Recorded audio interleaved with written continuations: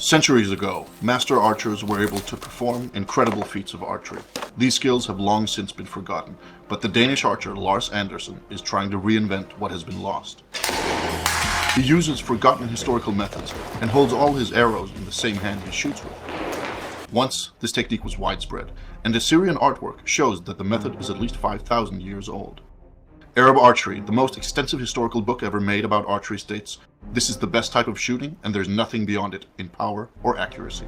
Using this technique, Lars has set several speed shooting records and shoots more than twice as fast as his closest competitors. And being able to shoot fast is just one of the benefits of the method. But the big question is, why has it been forgotten today? About 10 years ago, Lars started using a bow. The arrows he carried in a quiver on his back. Surprisingly, the quiver turned out to be useless when it came to moving fast. The back quiver is a Hollywood myth and was not common in the past, but it is still spread all over the world. Why? Because modern archers do not move. They stand still, firing at a target board, something that was unknown in the past. These archers also started placing the arrow on the left side of the bow, just as archers do in movies. This is probably due to the fact that aiming at a stationary two-dimensional target makes you aim with one eye instead of two. This one-eyed aiming also led to bows with front sights and other technical gadgets, but that's another story. However, placing the arrow left around the bow is not good while you're in motion. By placing the arrow on the left side, your hand is on the wrong side of the string, so you need several movements before you can actually shoot. From studying old pictures of archers, Lars discovered that some historical archers held their arrows on the right side of the bow. This means that the arrow can be drawn and fired in one single motion, which is both faster and better. And this was not the only problem with archery today. Lars realized that what we thought was historical archery only works well for modern target archery and Hollywood films. If he wanted to learn to shoot like the master archers of old, he would have to unlearn what he had learned and start reading historical manuscripts instead.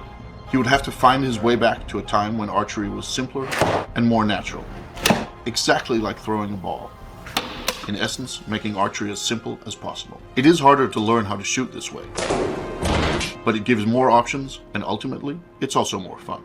A war archer must have total control over his bow in all situations, and must be able to handle his bow and arrows in a controlled way under the most varied of circumstances.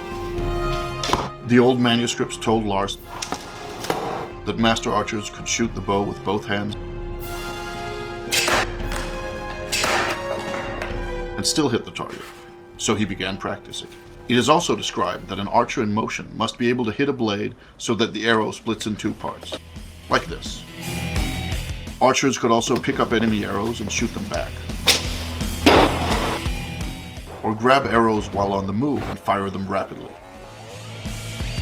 There are even myths of archers who could grab an enemy's arrow and shoot it back at him.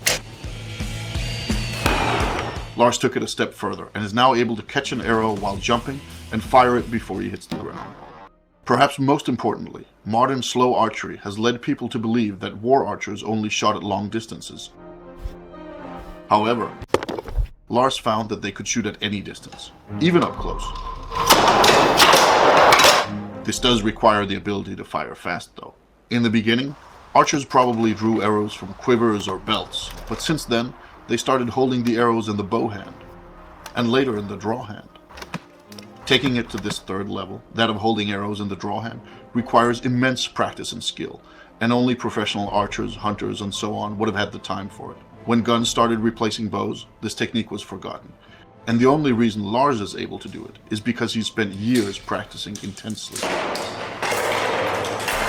The hard part is not learning how to hold the arrows, but learning how to handle them properly, and draw and fire in one single motion, no matter what method is used.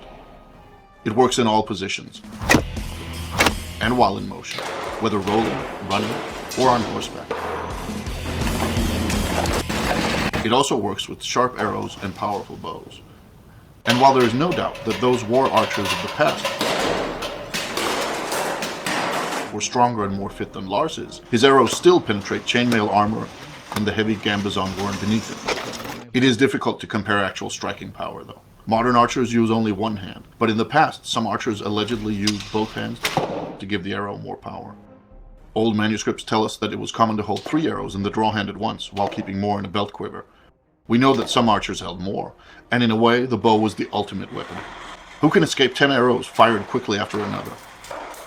From old texts, we know that Saracen archers were expected to be able to fire 3 arrows in 1.5 seconds, and very skilled archers were even faster.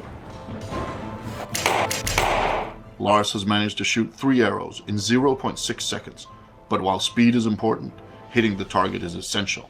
To test accuracy and speed at the same time, Lars set up an experiment where he shot incoming arrows with arrows of his own.